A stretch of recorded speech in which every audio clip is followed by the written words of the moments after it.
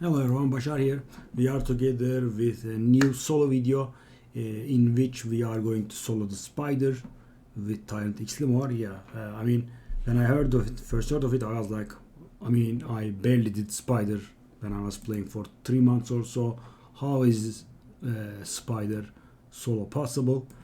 What you generally need is an AoE HP burn champion and a lot of defense, and of course hopefully a cooldown of about 3 turns. So for example, Mordecai won't serve you right for this purpose.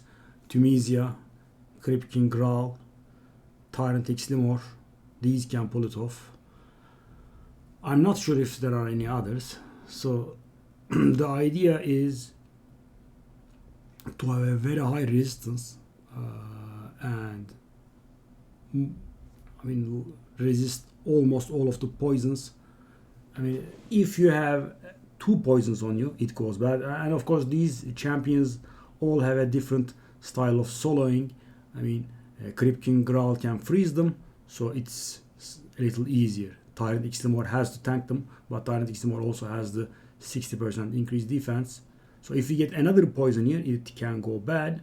So the stat requirement is quite a lot. And when the boss explodes them, there is some sort of breathing room for us.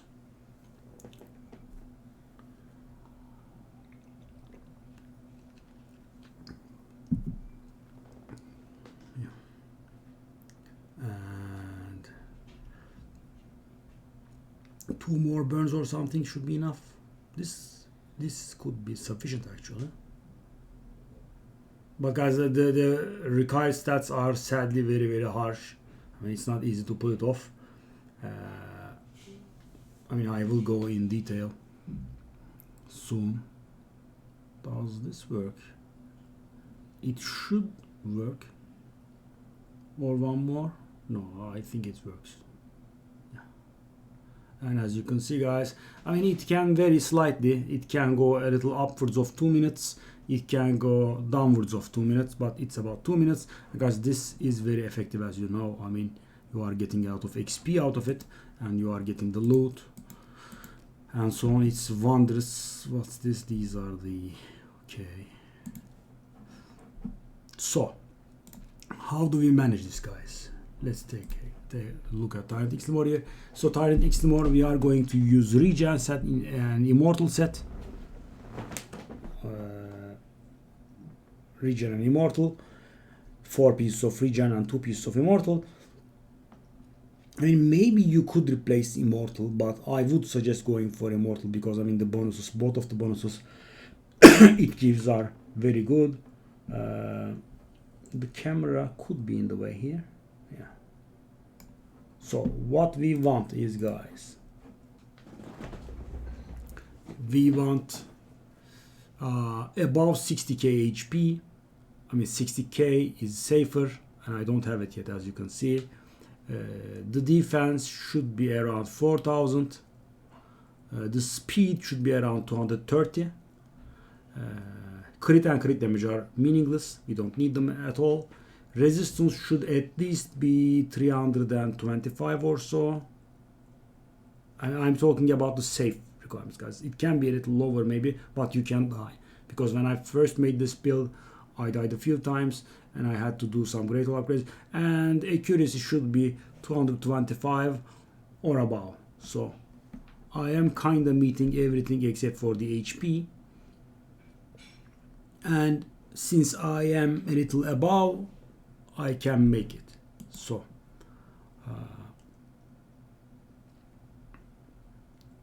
and as for the gearing, guys, because there are a lot of requirements here, we kind of need to get good substats. You can tolerate maybe 1 bad substat. So generally it has to be good, right? It has to be percentage defense, speed, HP percentage, resistance, accuracy, right? Since we are using everything. So the only bad ones are actually attack percentage, crit rate, crit damage, flat defense and flat HP, and flat defense and flat HP are actually better than the ones I just mentioned because they are absolutely useless. So I mean, let's take a look at my artifacts. Yeah, the events don't really, we can see everything here. As you can see here, guys, we have just one bad substat, but I mean quad speed makes up for it. I have two bad substats here. Yeah, that was a shame. I mean, if I got something useful there, that would have been very nice. And this can be replaced at the first given convenience here for sure. This is extreme, right? 4 good substats, 6-star legendary. I was lucky there. In here we have just one bad substat, and thankfully it just absorbed one of the bonus rolls, so this one is also fine. Just one bad roll, and finally another just one bad roll. So guys, one bad roll is okay, 2 is a little too much because, as I said, the amount of stats required is insane, so we kinda need everything. And as you can see, this one is very nice. I mean, the only thing that could be better is nothing really. Actually, this is perfect, right? I mean, HP percentage, defense percentage, def percentage, main stat, and HP substat is also available. I mean, a ring cannot really be better. This one also was very nice. I mean, the only thing that's missing is flat HP, but it's not the end of the world. I mean, I got all 4 rolls on meaningful stats instead of useless ones. And in here, still a decent one. I mean, the only thing that could have been better if we had defense percentage instead of the attack percentage here. Still fine though, right? So that's about it. As for the masteries, guys, you are going for everything that's turn meter related.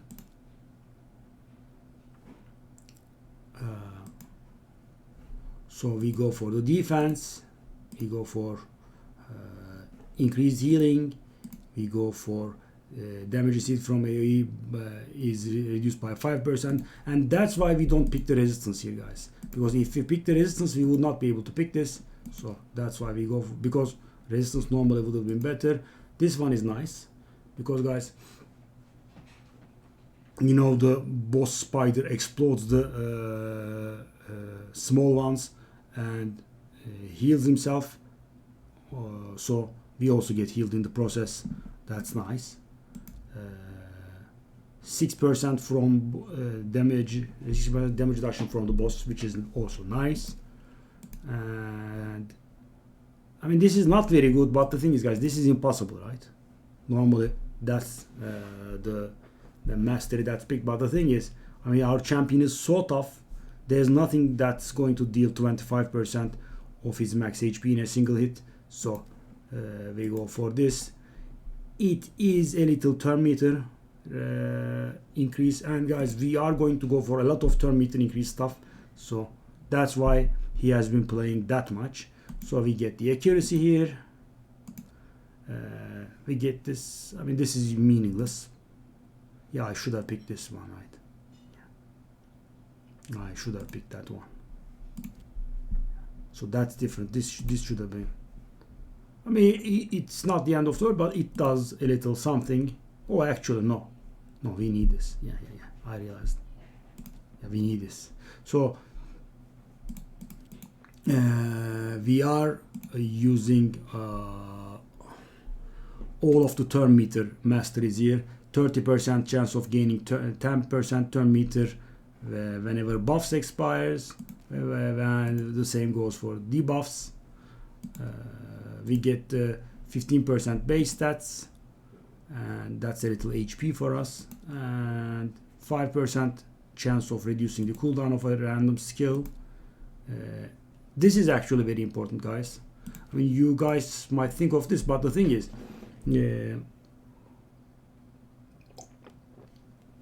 increasing the duration of the HP burn is not meaningful because the HP burn is already 3 turns, and the boss will play and explode the little spiders at some point. So this is meaningless actually. It looks like it's good, but it's not good. But this one is pretty good because the increased defense Tyrant Ixlimor applies actually contributes hugely to your survival there. So getting a 3-turn increased defense buff every once and then is very useful. This is the best mastery possible, I would say, 24 speed. I mean, you are going in there with 4 food, so they immediately die and you get 24 more speed. And finally, this is pretty nice. Turn all of our active HP burns give us 2.5% turn meter fill rate, which means we kind of always have 10% increased turn meter fill rate. And all of these combined along with our 230 speed and this, we kinda are twice as fast as the little spiders and thrice as fast as the boss. I mean, all of these get combined to that, right? Because normally we would have 250, about 250 speed, right? But all of these add up and we kinda have something of the sort. And us playing is very important because we get our survival from playing, right? I mean, at the beginning of our turn, we regenerate. So, I mean, it's obvious that we need it all booked. I mean, maybe we could, I mean, if you use your books and max A2 and max A3, then I suppose it's not very necessary. I mean, we could do without. Brimstone is not very necessary. I mean, it's getting triggered very, very rarely. And so this champion, guys, is actually in a 1 in 2, or rather 2 in 1. Yeah, I got it the wrong way, because he can also solo Ice Golem, because Ice Golem and the spider are the same color, and sorry, and they are green, and we are blue here with Tyrant Ixlimor, which means they are weak, right? So that means 35% of the time they will weak hit, and they will not be able to apply any of their debuffs. They will hit for lower damage. I think it's a little show and tell time. Let's go. Let me show you Ice Golem here. Okay. So the setup is, by the way, guys, let me show you. It's nothing too complicated. I'm just saying use the HP burn as soon as possible, and the defense thingy comes after that, because the AI is a bit of an idiot. I mean, it goes for a one-on-one duel with Fist of Flame. There's no need. You should also keep it in mind that for Spider you don't need the second and third round setups, but for Ice Golem you do, because I mean, mine was dueling the Ice Golem one-on-one with a Fist of Flame for the last 20% or so, and it takes quite a bit of time when you do it like that. So let's go.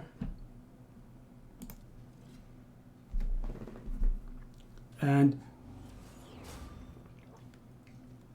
you might maybe recall my UDK Ice Golem solo video, guys, and there's a huge difference here, because UDK is 1, sucks at dealing damage, right? 2, the wrong color here. Tyrant Ixlimor is neither, right? I mean, he is the correct color, and also he is the strong color.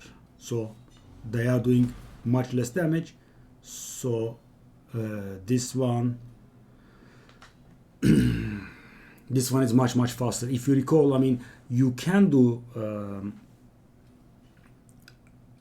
Ice Golem solo with UDK, and by UDK, if you are unfamiliar, I mean Ultimate Death Knight. You can do it, but it's very slow and the gear requirement is quite a bit. In here, I mean, of course, the gear requirement is actually even higher for Tyrant Ixlimor, but the gear requirement is for Spider. And if you manage Spider, I'm telling you, you are getting an Ice Golem for free as a gift. Yeah, so that was a little bit of a wrong move, but it doesn't matter. I mean, it's very hard for them to kill. So this wave is actually dangerous because they are putting up a lot of, I mean, AoE reflect damage is a problem. The dogs have a serious nuke. That's also a problem, but I mean, the good news is that Tyrant Ixlimor is not actually doing a lot of damage. So the reflect isn't a huge problem for us. As you can see, there is never any danger. And those weak hits, so with UDK, when the HP goes lower, you can get, I mean, a strong hit, right? And that can make matters much worse for you. And in here we have a lot of turn meter increase, right? I mean, we are playing extremely fast, and also we don't have to go for the red master tree here. That's very important because UDK sucks at dealing damage. We have to go for the red tree with UDK. We don't have to here, right? It's easy. Blue green is very fine. And guys, the HP burn is now going to kill the boss, and the AI is going to play it correctly most of the time. Why? Because the ads have priority. The AI knows that, and it goes for the ads, and so there is a good chance that the boss will not really resurrect the ads, but of course there is a chance because of the AoE HP burn.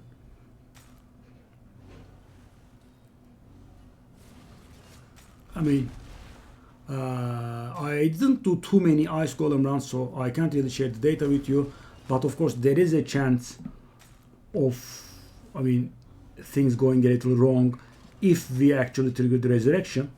I mean, we have more than 300 resistance, so which means we are not getting debuffed by the ads. I mean, the chance is like 5% or so, actually even less because of the wickets as well. So the most important thing, guys, I mean, Ice Golem is, as you can see, kind of trivial, right? Ice Golem is easy. The most important thing is, for Spider, you should not be having two poisons on you at the same time. I mean, that very much limits your chance of survival. So if you are getting, I mean, I'm not saying never ever, but it should happen very rarely, right? So because if you have 330 resistance like I do, it would mean like 6% chance of getting debuffed, right? Let me open it up again. That's approximately 6% chance of getting poisoned. As the little spiders are also green, they have a 35% chance of weak hitting, which means a spider poisoning you is around that 4% chance, right? Because they are going to be weak hitting you 35% of the time. That's down to 4%. And guys, even if there are 10 small spiderings up, 2 of them managing to poison you is very hard, right? I mean, imagine you are doing 10 tries on something that's 4% and you have to succeed twice, right? That is not very, very easy. Because, guys, when I made this build, since we are not during CVC, I was trying to save my Great Hall upgrades, and I did save some, but I also had to use some. When I was doing it with 310 resistance or so, I was seeing 2 poisons at the same time rarely, and very, very rarely I could see 3 poisons on me, and that means death. If you have, because guys, I mean, since you have a huge amount of defense, I mean, imagine 4.32k, and that's amplified by 60%, so you have like almost 7k defense, right? So the spiders can hit you, so they deal very, very little damage, and you can't tolerate that with your 18% regen per turn. But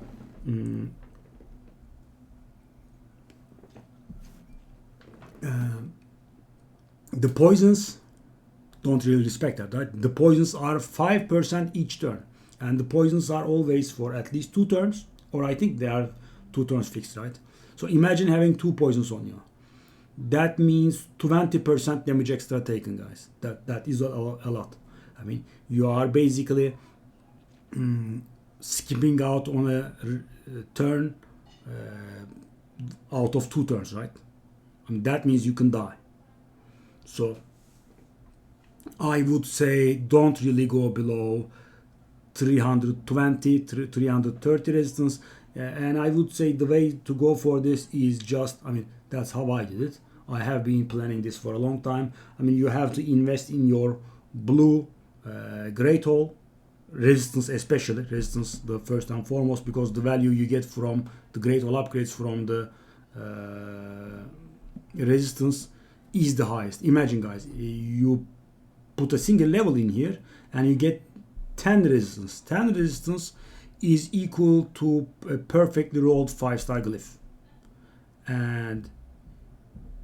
if you put 1 point in here in the HP percentage, you get 2% HP, and that is equal to a perfectly rolled 2-star glyph. I mean, and the difference is between those glyphs are words, right? I mean, you can get 2-star glyphs from Faction War stage 1 or 2 or something, right? I mean, they are very common, and 5-star glyphs are much harder to come by, and also they have a wider range, so getting a perfect roll is harder, so resistance is more valuable. So the order that you should go for this is resistance first. I mean, since the first levels of HP are cheap, you could go for HP a little, and then HP, and defense is the weakest, because imagine, guys, take a look at the value here. I mean, there is literally no value, and my great hole is, I think, level 5 or something, so this is very bad. I mean, it should be gone for loss. So my structure actually has been a little bad here. As I said, I would go for like maybe level 10 resistance and level 6 or 7 HP and level 4 or 5 defense. That's the way we should go. But of course, you know, last few levels of the Great Hall are very, very expensive. I will show you mine here. So this is how mine looks. 7 resistance, 6 HP, 5 defense. So 5 defense is definitely too much. There's no need. And I am waiting for the CVC, in which if I can manage to grind the extra 400 something tokens, I will get the resistance to max, and then I will be easy in my mind. Because when I was first planning on this, guys, I was like, oh my god, I don't even come close to this. I mean, and I had a little bit of gear actually. So I was like, how is it this impossible for me, right? Because I mean, I was going for HP, defense, accuracy, speed, etc., and I was looking for max resistance I could get, and the resistance was like 200. I was like, what's this? I mean, because you need 300 something, right? It's extremely far. You can't glyph your way or something. And then I realized, because my blue resistance was very, very low, so I have been saving a lot of these to get the blue resistance in order. So that's how it should go, guys.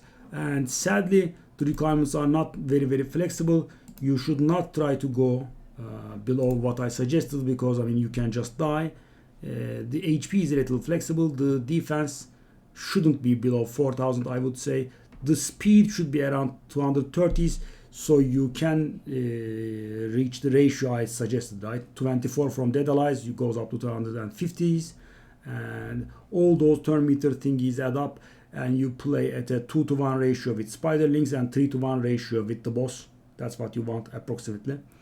And because if you are slow, first of all, you are not healing as often as you should be, and you are getting less value from your burns, because, right, you have to be faster, so you could actually place your burns.